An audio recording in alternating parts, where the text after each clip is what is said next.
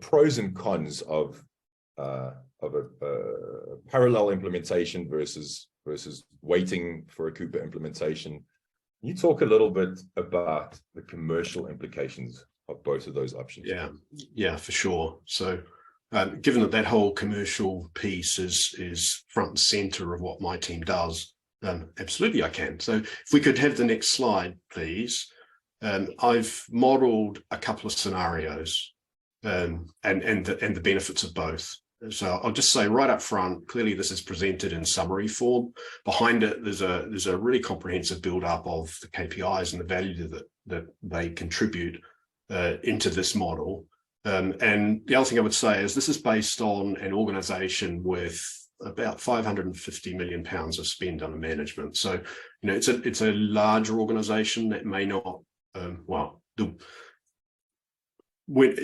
for each individual customer that we work with, we redo these calculations and come up with a number that's specific to them.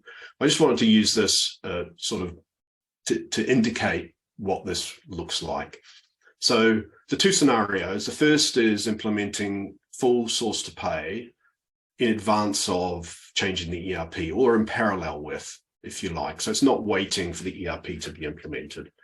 Which means that you deliver that great user experience that Chris was talking about, and you also deliver the financial benefits that come with improving the KPIs. You deliver those earlier.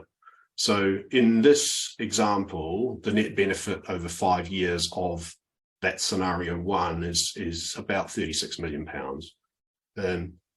This scenario two, which is doing source to contract only in parallel with the ERP and delaying the procure to pay part of the project until after the ERP change, means you lose about 25 million of those benefits. So there really is a concrete financial benefit in bringing the project benefits forward. So, my suggestion to any customers is always you have to at least investigate this, look at it, figure out whether it's an appropriate scenario for your business. And when we have that conversation, we've got lots of examples of where having Cooper isolate the business from disruption of other technical change has been absolutely the right decision for them. So there's lots of good stuff here.